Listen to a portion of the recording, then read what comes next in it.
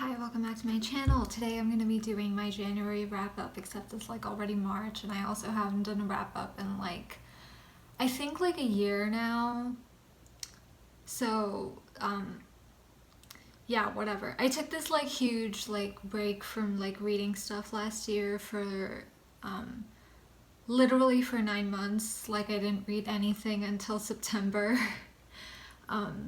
And then I took another 2-month long break, but I'm back, and I'm here. Here's the video, I guess. I read 8 books in January. The first one was The Wife Upstairs by Rachel Hawkins. This one was like a domestic mystery, I guess. You follow the main character as she basically gets involved in this relationship with this guy, and there's all this intrigue around what's going on with his past. Everyone has these opinions about him, and in my opinion, the title is kind of a giveaway, so I saw the twist coming a mile away. I'm not going to talk too much about the book itself because I feel like I'll just give everything away. I liked it. I thought it was entertaining. It was very predictable is what I found with it, but I rated it 3 stars. I just thought it was the thing that kind of killed it for me was that I basically just predicted the entire book from chapter 2 or something, so it wasn't that crazy for me. The second book that I read in January was The Life-Changing Magic of Tidying Up: The Japanese Art of Decluttering an Organization by Marie Kondo. I watched her TV show. Did I? I think I did. I remember watching it, or some parts of it at least. So I've watched at least 1 episode of her TV show. I really enjoyed it, and I've been meaning to read this book ever since I found out about her show, but I never got around to it until now. I gave it 3 stars. I thought it was pretty good, but I think it was too long. There was too much preamble with specifically self-help books. I think you should just cut out all of the fluff and get right to the point.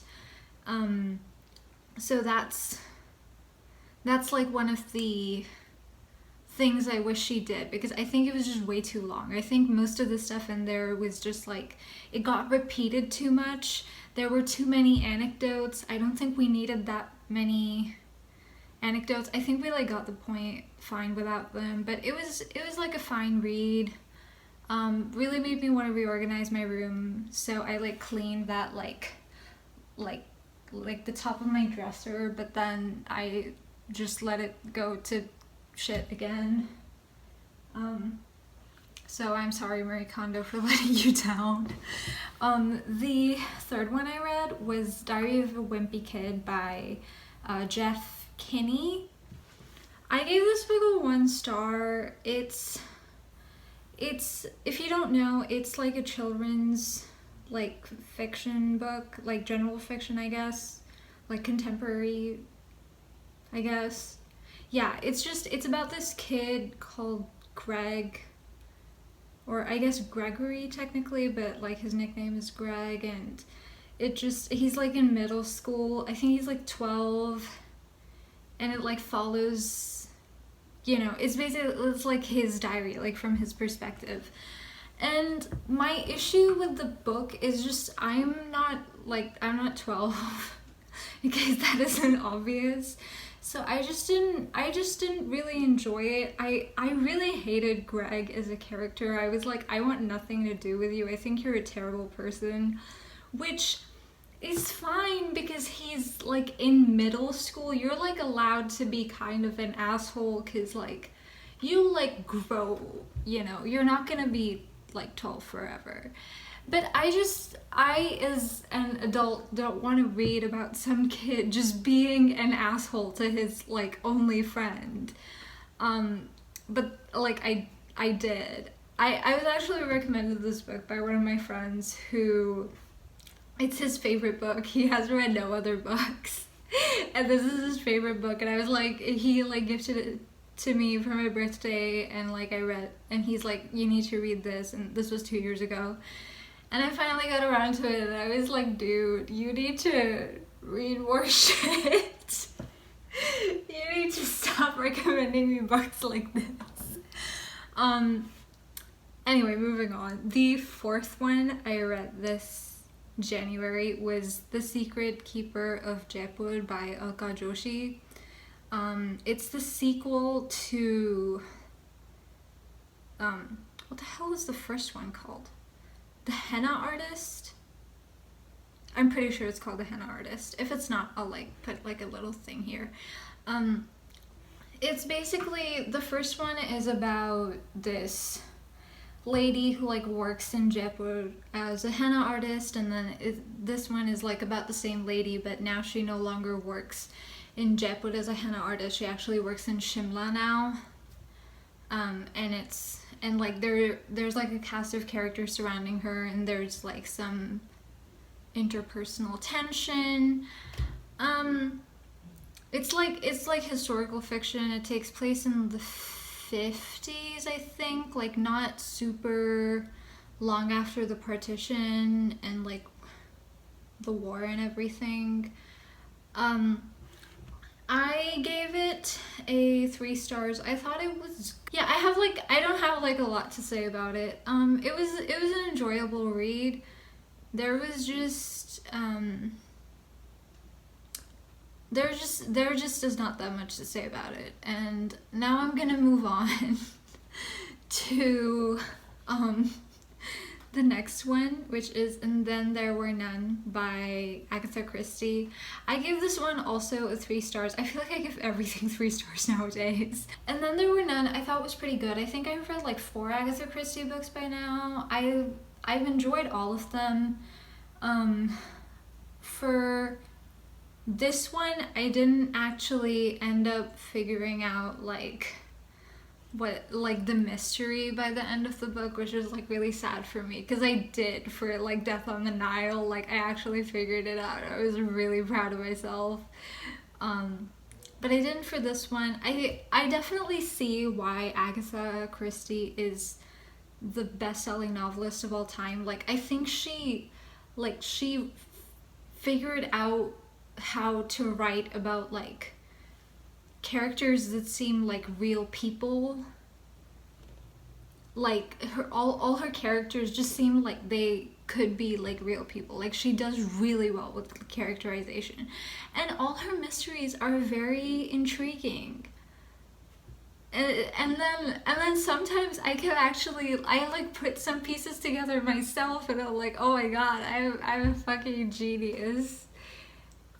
So it makes me like feel good about myself. The next one was ADHD 2.0 New Science and Essential Strategies for Thriving with Distraction from Childhood Through Adulthood by Edward M. Hallowell. I gave this book a 2 stars. I'm not sure whether it's for ADHD people or not, but I think there was too much preamble and not that much actual helpful stuff. Like there were some like worksheets and stuff that I thought were okay, but I think there was like just too much fluff with nonfiction books that are trying to like get you to actually, I don't know, change something about yourself. I feel like there should be 0 fluff. Like it should, if you don't know how to write a paragraph without making it like fluffy, just write a bullet point list. What's the big deal?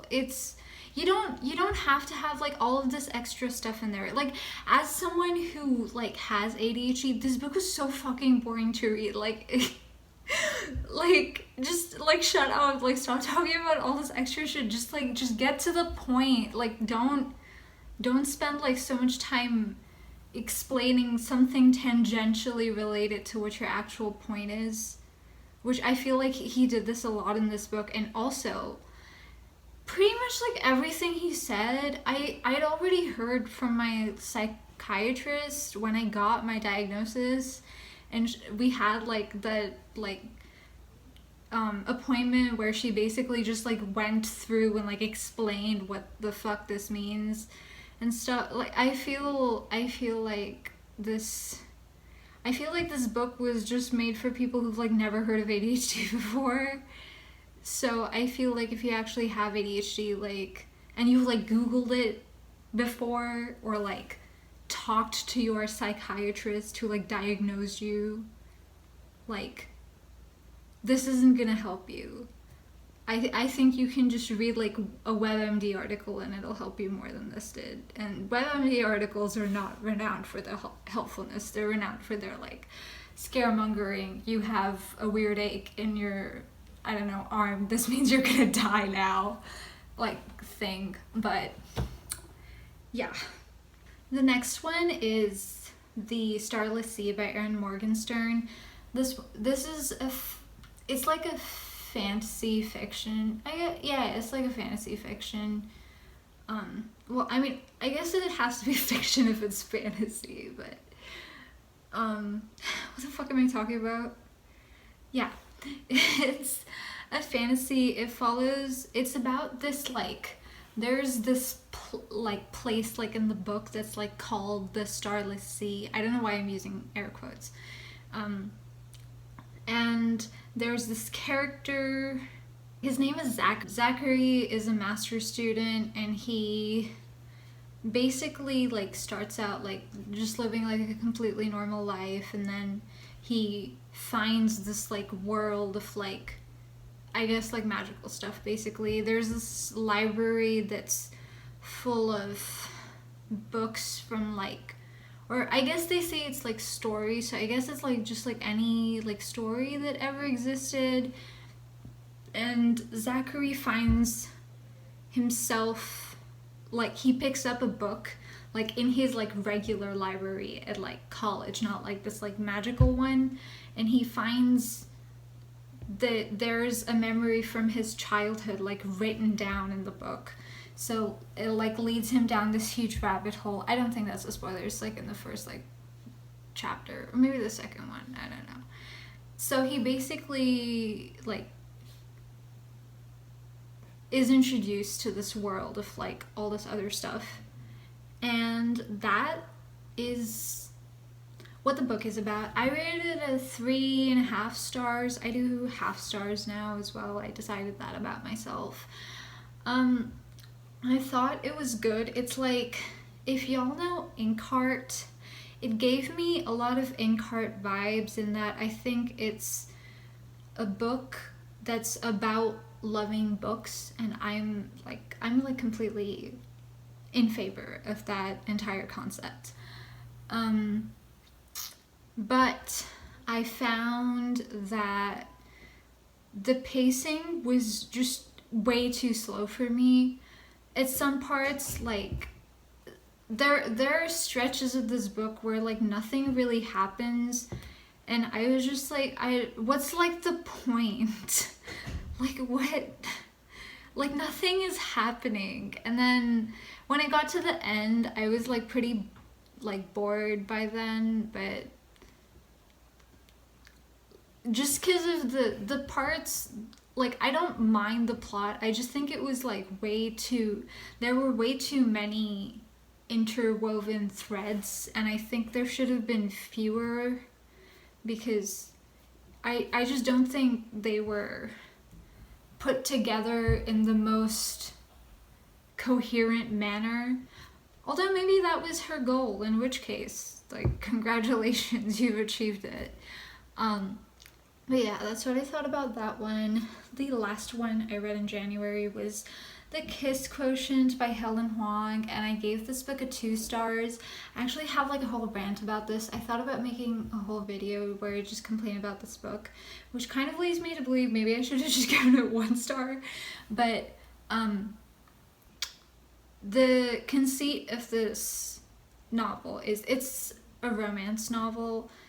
There is this girl, or I guess she's an adult, so there's this woman named Stella who is autistic, and she is like shy and anxious, and she hires this escort named Michael, basically to like help her get more comfortable with sexual intimacy. And then those two end up like falling in love. My issue with this book is that Stella has one personality trait, and it's that she is autistic. Michael has one personality trait, and it's that he's ashamed about being an escort. And that's it. Like, they have no other, they have like no other personality traits, like none. And also Stella's like autism just like magically disappears whenever Michael's around. And also there's like, okay, like spoilers by the way, I need to like complain about this. There's this one point where basically Stella like they have sex, and then Stella is like, okay, that's fine, so I actually want you to help me with the like relationship intimacy, like emotional intimacy, and emotional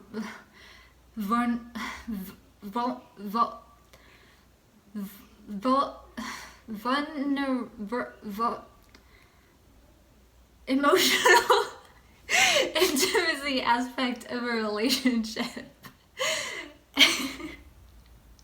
Something's like wrong with me today. So instead of doing like just like the one like session, they like she like rebooks him, I guess, or whatever, and he's supposed to help her with like just like being in a relationship, like just like going on a date and then helping her feel comfortable and stuff. But there, like, this thing keeps happening where like she'll say she's not comfortable with something, and he will just like keep talking to her to like convince her that like, oh, it's okay, don't like worry about it. But like, Michael, she said no. Like, no means no, Michael. What the fuck? You're an escort. You of all people should like seriously have like a really good understanding of consent. But like, like he just like coerces her into like doing shit that she like actually doesn't want to do because she gets like uncomfortable. And then he's like, no, it's fine. Like, trust me. And he like keeps trying to convince her. And then she gets convinced. Like, obviously, because this guy's, like, coercing her. But then, like, she actually, like, enjoys the experience, like, every single time. And I'm just like, how it's, like, what the fuck? It's not okay to, like, violate consent for any reason. It's not okay just because she, like, oh, it's fine, she enjoyed it. Like, a big fucking deal. Just, Michael, don't, she said no. Like, oh my god. And then also, there's, like, Stella is, like, this person who has literally never met a decent man before in her entire life. Literally every other man, apart from, like, her dad, is portrayed as like such a fucking asshole and like a terrible person in like every single way possible. So like, by contrast, Michael always looks good because obviously, and I'm just like, you need to do that when your characters have no other personality traits. Like, you need to just, like, if his only personality trait is that he, like, feels guilty about being an escort and he's, like, vaguely nice, like, every other guy needs to just be, like, a fucking asshole who literally treats Stella like an object. The thing is, at the beginning of the book, she has this, like, whole idea that the reason that she's unable to be in a fulfilling relationship is because of her autism, which is like an incorrect idea. Like, autistic people can live rich and fulfilling lives, and it's literally just because every single man she's met up until this point literally treats her like an object, like literally will have sex with her without once checking in with her to see what she likes and stuff. Like, that's like a point that's made in the book. but by the end of the book, it's not like she's overcome this misconception. Like she just keeps living like that. But like her, like she just gets magically like fixed in like quotes, because you know there's nothing wrong with being autistic. But like all her like everything that like makes her autistic just like disappears whenever Michael's around. So like, oh, when she's around Michael, she's like suddenly neurotypical. It's just so like, I understand what Helen Huang was going for, but it just didn't work because both of the characters are so incredibly one-dimensional and boring, and they suck, and they should not be together because both of them need to do like so much self-improvement before being ready to be in a relationship with someone else. Like they like both of them just need to go to therapy. The answer is not romance. The answer is like hire a therapist. Anyway, yeah, you know, in light of that whole rant, I really feel like I need to downgrade that book to a 1 star, but I don't know. I'm not gonna do that right now. That's basically, those are the books I read. If you like this video, then you're welcome, and if you didn't, then why are you still watching it? And bye.